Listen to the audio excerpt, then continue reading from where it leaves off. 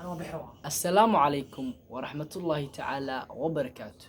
وويلكني وويلكودي كيكيرا بامبستار دكول استكين محاكي في النسين ما انتيو موقال عصب موقال كينا وحو كسابسن ياهي وبرنامج عصب والله مقع بحي محاد كتقانا كفتنكي روبرتو موغامبي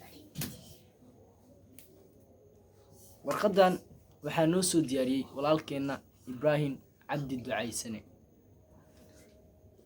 warqada ayaa waxay leedahay qayb ka mid ah kaftankii Roberto Mugambi.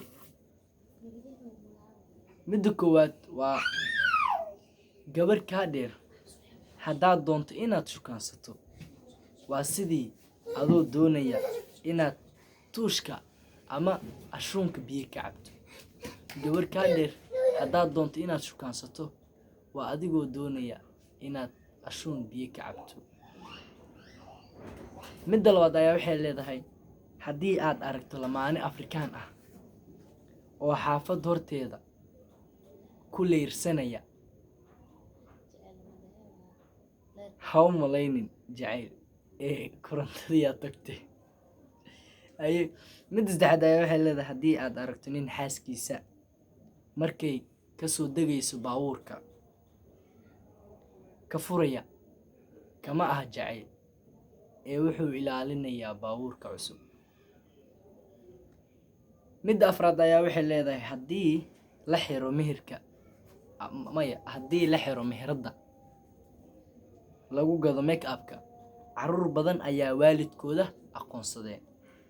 haddii meelaha make-upyada waxaas loo gado oo la xiri lahay ilmo badan waalidiintooda ay kasi lahaayeen u dheh.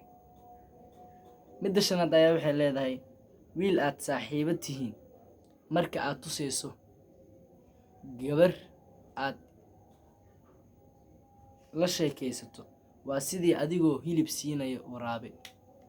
midda lixaad ayaa waxay leedahay waalidka Afrikaanku waa kuwa intay ku garaacaan haddana ku weydiinayaan sababta aad la ooynayso.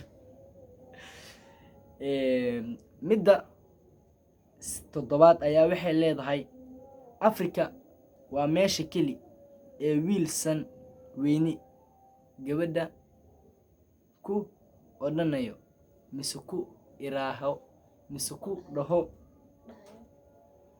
la'aanta ma neefsan karo. jumladaas si fiican ugu soo celiyo waa Afrika waa meesha keliya ee wiilsan weyni gabar ku dhahayo la'aanta ma neefsan karo. warninkan wallahi dadka kubadda daawada. midda sideedad ayaa waxay leedahay dadka kubadda daawada waa dad qosol leh waxaa arkaysaa mid leh ciyaartooy baanu ku soo iibsanay intaasoo milyan asaga xitaa wuxuu ku casheeyo aan haysan. intaas ayay noogu eg tahay maanta waxaan idin soo gudbaynay 8 ka mid ah kaftankii Roberto Mugambi. tan iyo kulanti dambe oo xiiso leh sidaas iyo nabadiino insha Allah waxaa noo balan kan iyo muuqaalkeena xiga. Peace and love.